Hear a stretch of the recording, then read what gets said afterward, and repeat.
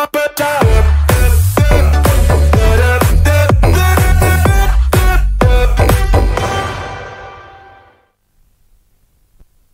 bonsoir et bienvenue pour cette première émission. Bonsoir. Aujourd'hui on a un invité exceptionnel, Roland Sibert. Alors Roland Sibert, né le 3 avril 1979, marié, 2 enfants qui jouent aussi dans le skater. Il est depuis 1990 dans le club et joue avec l'Amicale de la Neuville et les seniors de Sellanders. Il a occupé plusieurs postes dans le club, en plus de joueur, comme président, entraîneur des actifs, responsable marketing, président du club des 100, chef technique, caissier, entraîneur junior et arbitre. Actuellement, il est responsable du tournoi scolaire, dont nous allons vous parler plus tard, et entraîneur des Mini de la Neuville. Bienvenue à toi, Roland. Merci. Par rapport à ces Mini, cette année, nous n'avons pas pu inscrire d'équipe, parce qu'il y avait un problème d'effectif. Où on en est? Alors pour l'instant, on est 8 joueurs, en faisant un petit peu une combinaison avec les Mini Kids. Donc il y a 6 vrais joueurs en âge mini et 2 ou 3 mini kids qui viennent nous rejoindre, on va dire, une fois par semaine. On fait un entraînement le mercredi soir, et puis ce qu'on a préparé, ce qu'on a fait pour les, on va dire, pour 3 mini, c'est qu'on les a mis en licence B à Vienne, pour qu'ils puissent faire le championnat avec ISH Vienne. Et puis pour le reste, on a les plus petits qui font les tournois mini kids. Et puis on a voilà, les 4 ou 5 qui restent encore, eux ils se contentent pour l'instant de cet entraînement par semaine. En fait, ce qu'on a vraiment voulu faire, c'était de permettre plutôt que d'abandonner une équipe, de continuer à faire une fois par semaine cet entraînement, en espérant qu'au final ça amène aussi voilà, d'autres jeunes qui viennent au bord du terrain, qui viennent essayer. Et puis c'est important qu'on conserve notre entraînement hebdomadaire. Maintenant on espère qu'on puisse tirer des nouveaux, et c'est pour ça qu'on va parler justement de ce tournoi scolaire, parce que l'idée c'est de pouvoir recruter des nouveaux jeunes. Voilà. Donc l'objectif c'est d'avoir plus de joueurs pour l'année prochaine, pour réinscrire une équipe en championnat si possible. Ouais. Je sais qu'il y a beaucoup de mini kids qui ont commencé, hein, ils sont à peu près une quinzaine maintenant, donc c'est la catégorie plus petite. Pour avoir plus de joueurs, il y a une idée qui a été lancée, c'était justement ce tournoi scolaire. Quel est le principe? Comment est-ce que ce tournoi va se passer? Est-ce qu'on a déjà des dates? Alors, ça se passe, alors pour l'instant, on a formé un petit comité avec toi hein, et puis avec Jess.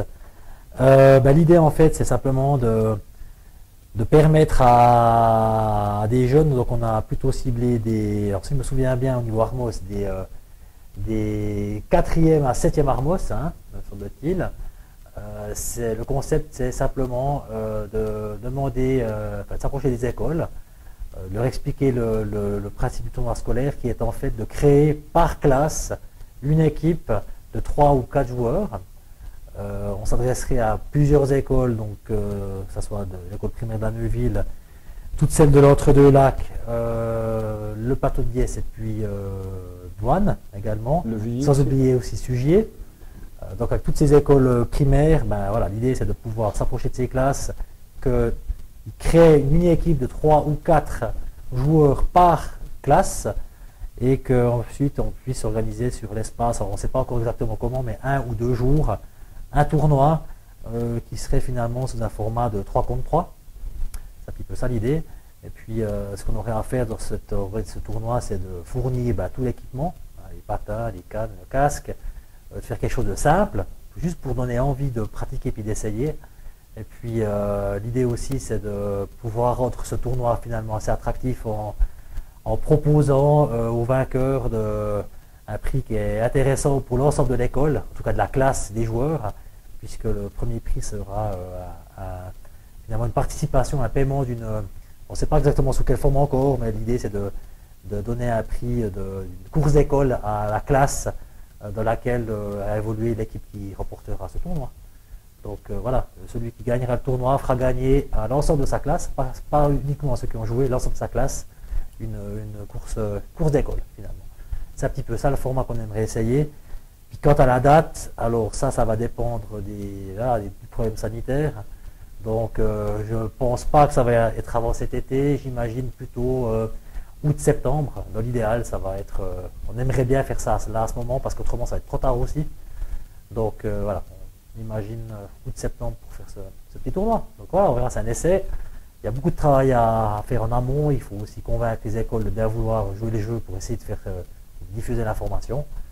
Et puis il y a aussi un travail de constituer du matériel, c'est pas rien non plus. Et voilà, encadrer tout ça. Donc c'est un beau petit challenge qui nous attend. Voilà. D'accord, merci. Si maintenant je suis un nouveau joueur et que je vois cette interview puis que je me dis tiens j'ai envie de commencer le skater hockey, est-ce que je peux m'adresser directement à toi? Quand c'est que je peux venir pour voir, pour regarder si ça m'intéresse? Ouais. Il y a des dates, des horaires Alors, peut-être juste bien, on peut commencer finalement à n'importe quel âge. Hein. C'est pas parce qu'on cible sur les 4 à 7 Atmos qu'on se limite à ça. C'est peut-être bien de rappeler peut-être juste les horaires d'entraînement. En fait, les tournois scolaires, ils s'adressent plutôt à des mini-kids et mini, si on veut bien. Donc, les jeunes qui auront en dessous de 9 ans, de 4 à 9, il faudra plutôt qu'ils viennent essayer ce sport en mini-kids. Donc, si je ne fais pas erreur, c'est le mardi soir et puis le samedi matin. Donc, en soirée, quand je dis mardi soir, c'est de 5 à 6, hein, je crois, quelque chose comme ça. Hein. Et puis le samedi matin, ça doit être de 10h à 11h, quelque chose comme ça. Hein. Voilà. Donc ça, c'est plutôt les mini-kids. Et puis dès qu'on bascule entre 9, 10, 11, voilà, on sera plutôt en catégorie 12, on sera plutôt en catégorie mini. Et puis là, donc, l'entraînement chez nous, c'est le mercredi à 17h45 jusqu'à 19h. Et comme je l'ai dit, l'idée, c'est de reconstituer une équipe. Donc voilà, il y aura aussi les meilleurs mini-kids qui vont pouvoir intégrer les mini, faire un mix et puis reconstituer un mouvement complet. Donc voilà, s'il y a de toute façon une envie de venir essayer, c'est super. Il faut simplement peut-être me téléphoner aussi,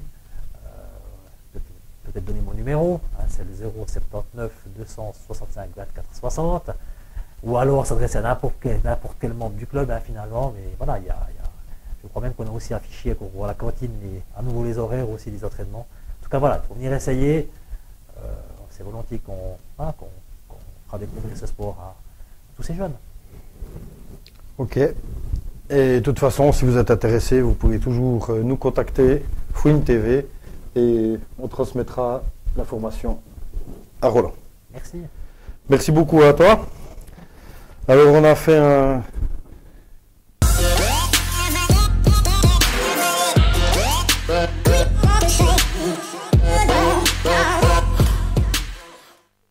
Voilà, donc à tous nos invités, nous allons faire un petit quiz. Hein. une minute de questions. On a 10 questions, on verra si on arrive au bout des 10 questions. Facile. Je regarde si la régie est prête avec le chronomètre. C'est prêt, on part. Quel est le classement actuel des mini de Bienne? Premier. Qui est le meilleur compteur de la Neuville avec une licence B cette année? En mini? En mini. Je pense que c'est Louis ou Benjamin. Quel est le classement des mini de la Neuville la saison passée? En chiffres ou en que de classement? En chiffres, si possible. Je sais pas, 5, je pense 5 sur 5. Qui est le meilleur compteur des mini du championnat suisse? Oula, alors, j'ai pas été jusque-là. Le club? Le meilleur compte. Le joueur ou le club? Bien. Bon, ça, ouais. Quelle est la date exacte de création du SHCN? Ouh, je vais ramasser par certains. 23-3-88. Contre quel club la première équipe a-t-elle joué les playoffs la saison passée? Ah, ça c'est les Suisses allemands, le match qui a ouvert à 1-0, c'est ça? Ça exact. C'est Auschwitz, ça, non? Exact. Mais j'arrive plus à mettre le nom de l'équipe, mais c'est Auschwitz. On va considérer comme juste. Quel club a-t-il été le premier à être sacré champion suisse? Le premier? Ouais. Grand Chia. Voilà, la minute est passée, donc tu as réussi à répondre à 7 questions avec 3 justes. Oui, non, c'est pas terrible. Hein. Donc le classement des mini de Bienne actuellement c'est deuxième. Comment ça, deuxième? Ah ouais, ah bon. Qui est le meilleur compteur des Neuvillois avec une licence B cette année? C'est Thomas Brossard. qui a une licence B à Avanches. Vous piégé dans le... Voilà, parce qu'on en a 3 qui sont à la Neuville Ça, en c'est licence un B. piège. Et Thomas Brossard qui est à Avanches pour des questions de domicile, On va avec arriver à 16 points. transfert à quelques millions. La Neuville la saison passée, 5e, ça c'était juste. Qui est le meilleur compteur des mini du championnat suisse? C'est un joueur de la Broye, c'est Ilan Turler, Ok. avec 21 points. La date de création du club, c'était exact, c'était bien le 23 mars C'est 88. l'essentiel est là. Voilà. L'équipe contre qui la première a fait les playoffs, c'était Gersau. Ouais. C'était bien un club de Schwyz. Quel club a été le premier à être sacré champion suisse? C'était Bienselanders. Ah, je ne savais pas ces grandes choses. Non, Ok, c'était d'accord. Bienselanders. Ok. Voilà. Merci. Je Pas remercie mal. beaucoup pour ta présence. Je vais me faire battre avec 3. Alors on verra au Ça va cours pas durer des, long, hein. on verra au cours Pour des. l'instant, tu es en pôle. Pour l'instant, t'es premier C'est au bon. classement. C'est beau, c'est On beau. verra les prochains invités quel score ils feront. Ok, parfait, merci. Voilà.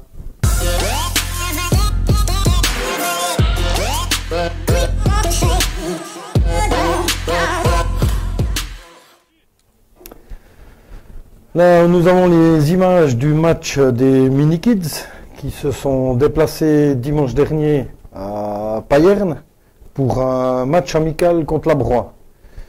Donc, je vous rappelle, les Mini-Kids, comme nous l'a très bien dit Roland avant, c'est des enfants qui sont âgés d'environ 4 ans jusqu'à 9-10 ans. On peut déjà voir qu'il y a un très beau jeu de passe. Surtout à cet âge-là, ce qui est primordial, c'est vraiment la camaraderie, leur faire découvrir le plaisir du sport, les faire bouger, qu'ils apprennent à jouer ensemble, qu'ils apprennent à être entre copains, qui commencent à découvrir le sport, qui commencent à maîtriser leurs patins, qui maîtrisent les dribbles comme on peut voir sur ces images.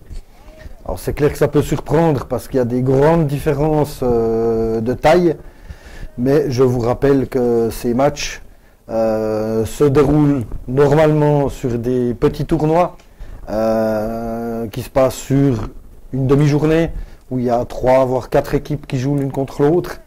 Et vu la situation sanitaire, il y a quelques matchs amicaux qui s'organisent, dont celui-ci qui s'est joué à Payerne.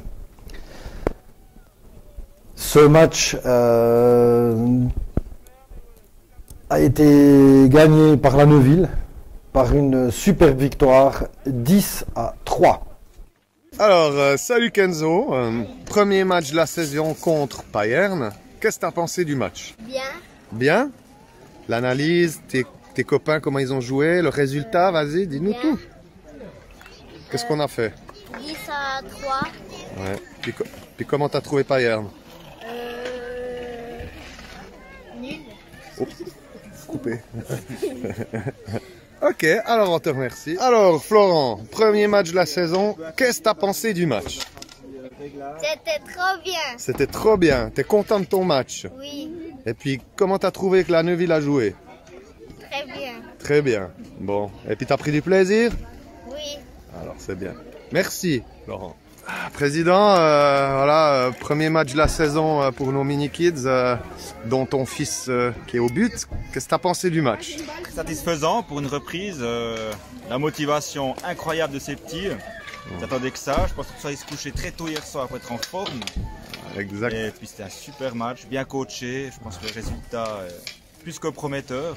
Voilà. Et puis, je remercie tout le monde. Merci.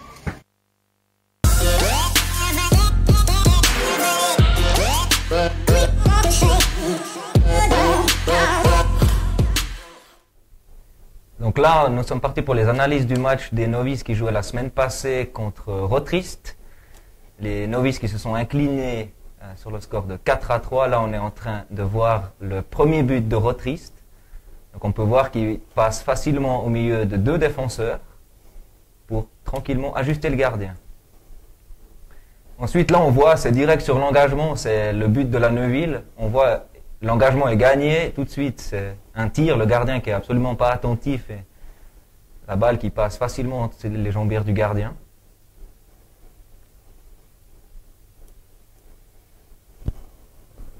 Ensuite, là, c'est une action intéressante. Justement, on peut avoir l'avis de Roland, puisque c'est son fils qui a la baguette. Alors que là, alors là, on voit le deuxième but de Rotrist, juste sur le gong de la première sirène.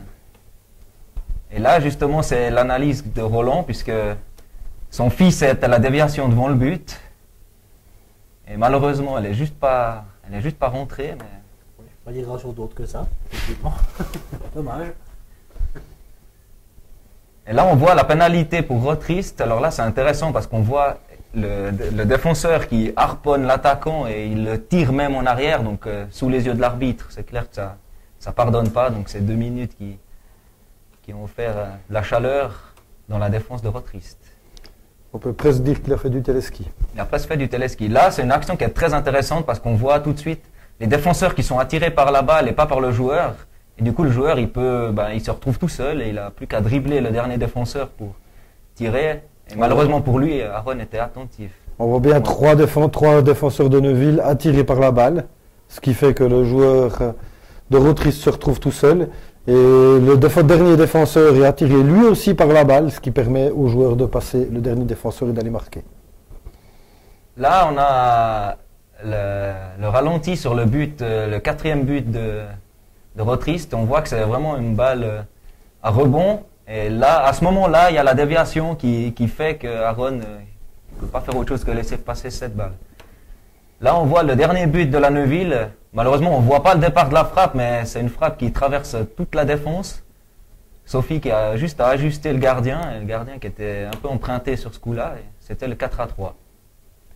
Et comme je l'ai dit au début, c'était une défaite malheureuse pour la Neuville parce que les deux équipes se retrouvent à égalité au classement.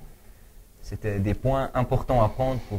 Et on voit bien que Sophie avait aucune possibilité de passe suite au marquage des joueurs de Rotrist. Donc elle a pris sa chance et tiré depuis le milieu du terrain.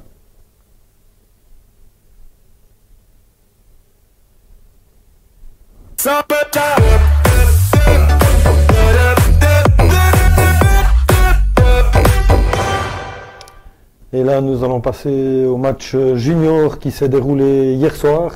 Les juniors qui jouaient leur match contre Rossmaison. Tout à fait. Rossmaison, on rappelle, multiple champion suisse, toutes catégories confondues, qui se rendait à la Neuville. La Neuville qui restait sur une victoire. Très belle victoire au Tessin. 9-8 contre les Rangers. Et retour sur terre malheureux pour la Neuville hier soir. Mais un match où Neuville a très très bien joué. Malgré le score qui est peu flatteur. Donc là, on le voit. La Neuville qui n'a pas grand chose à faire sur ce match, pas grand chose à se reprocher. Le score est très très très sévère, 11-0. C'est pas faute d'avoir essayé. La Neuville qui a, il me semble, touché 2 fois ou 3 fois les montants, qui s'est créé d'énormes occasions. Et malheureusement, Rossmaison sont beaucoup plus rapides, beaucoup plus techniques. Et on l'a vu hier soir. Le score est, comme on l'a dit avant, très sévère.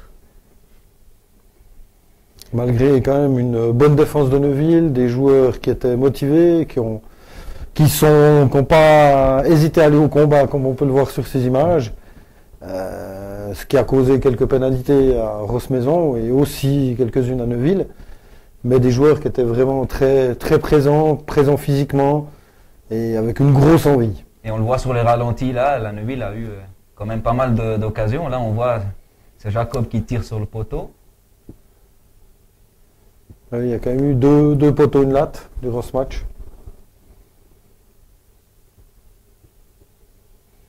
Là, on voit tout de suite un engagement remporté par Rossmaison et tout de suite, c'est très dangereux. Là, on peut voir que le joueur de Rossmaison met déjà sa canne dans le cercle, histoire de pouvoir reprendre plus vite la passe et la passer direct au joueur qui est laissé seul derrière et il peut ajuster le gardien.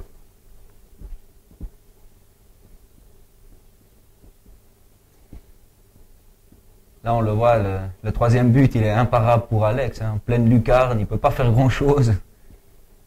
Et à ce moment-là, il restait plus ou moins 2 minutes de jeu dans le premier tiers-temps, ça, on peut dire couper les jambes de ces juniors. Là, c'était peut-être la plus grosse occasion pour la Neuville, et on voit le gardien qui qui sort un arrêt assez éblouissant devant Maël. Et il arrive bien à la retenir avec sa canne en ayant une main très solide. Il arrive à l'empêcher de rentrer dans le but.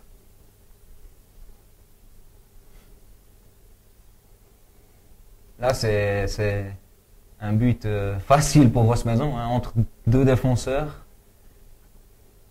Et ouais, comment mettre dans le vent toute une défense en 3 passes.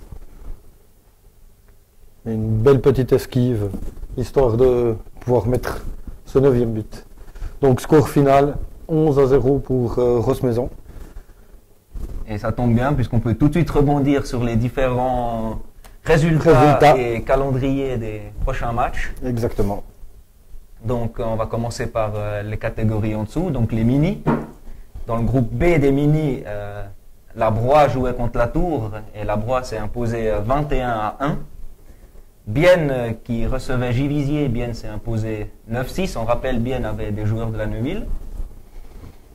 Avanches qui recevait les Zovolans, Avanches s'est imposé 15-9. Ce qui nous donne une situation au classement avec 6 équipes. La Broye qui a joué 3 matchs qui compte 9 points. Bienne qui a joué 3 matchs et qui compte aussi 9 points. Avanches qui a joué 3 matchs qui compte 6 points. Givisiez qui a joué 3 matchs qui compte 3 points. Les Zovolans qui ont joué 4 matchs qui comptent 3 points. Et en queue de classement, la Tour-l'Échelle qui ont joué 3 matchs et qui ont 0 points. Pour le calendrier, ce dimanche, il y aura un match entre Avanches et la Broye. Le samedi 8, il y aura un match entre Bienne et la Tour. Match que nous allons retransmettre en direct. Tout à fait. Sur Fouine TV, vous allez pouvoir suivre ce match dimanche qui se joue à 10h30. Roland pourra me confirmer exactement cette date et cette heure. Oui. Et comme nous avons 3 Neuvillois en licence B là-bas, nous allons filmer ce match pour les voir aussi évoluer au sein de cette équipe. Et encore un dernier match dans ce groupe, samedi toujours, les Zovolans qui reçoivent Givisiez. On passe à la catégorie des novices. On l'a vu tout à l'heure, la Neuville recevait Rotrist, la Neuville s'est inclinée 4-3. Ajoie qui recevait Geckos, Ajoie qui a perdu 11-1. Et l'Échelle qui recevait la Broye, l'Échelle s'est imposée 9-7. Au classement, nous avons Geckos avec 3 matchs, 9 points. Ensuite, Rotrist, 4 matchs, 9 points. La Neuville en 3e position qui tente de garder le contact avec le duo de tête avec 4 matchs, 6 points. L'Échelle en 4e position avec 4 matchs, 6 points. La Broye en 5e position avec 3 matchs, 3 points. Et enfin, Ajoie avec 4 matchs, 0 points. Et ce qui est important pour le classement, c'est que la Neuville doit rester dans les 2 voire 3 premiers, puisque pour les playoffs, c'est les 2 premiers de chaque groupe, plus le 3e qui seront qualifiés pour les playoffs. Au niveau du calendrier, dimanche, la Neuville ira à Geckos. Match qui sera aussi retransmis en direct grâce à notre invité Roland qui va nous servir de caméraman pour reproduire ce match qui ne sera pas commenté mais qui va être diffusé en direct aussi sur Fouine TV. Dans ce groupe, samedi, Rotrist accueillera l'Échelle et la Broye accueillera Ajoie. Au niveau des juniors, on l'a vu aussi tout à l'heure, la Neuville recevait hier soir Rosmaison, la Neuville s'est inclinée 11-0. Basse-Cour se déplaçait à Geckos, Basse-Cour s'est imposée 13-6. Sayaluka qui recevait Bienne le week-end passé, Sayaluka s'est imposé 17-9. Et Rosmaison recevait Capolago le week-end passé et Rosmaison s'est imposé 29-4. Un petit point sur le classement, Rosmaison est en tête avec 4 matchs, 12 points. Basse-Cour 2e avec 3 matchs, 9 points. Sayaluka 3e avec 3 matchs, 6 points. Bienne est à 4 matchs, 6 points. La Neuville juste derrière avec 4 matchs, 3 points. Ensuite, les Rangers de Lugano avec un seul match contre la Neuville justement et 0 points. Les Geckos 2 matchs, 0 points. Et Capolago 3 matchs, 0 points. Le calendrier, Rosmaison accueillera la Neuville samedi, match aussi en direct. Samedi à 20h, match en direct depuis Rosmaison. Nous serons sur place pour vous diffuser et commenter ce match. Saya Luka qui recevra Basse-Cour samedi, et samedi toujours Bienne qui recevra Geckos et les Rangers qui accueillera Capolago. Voilà, on arrive au terme de notre émission. On espère que ça vous a plu. C'était une première pour nous. On remercie encore Roland pour sa venue dans notre émission. Et nous vous disons à la prochaine. Une bonne soirée. Bonne soirée. Top it up.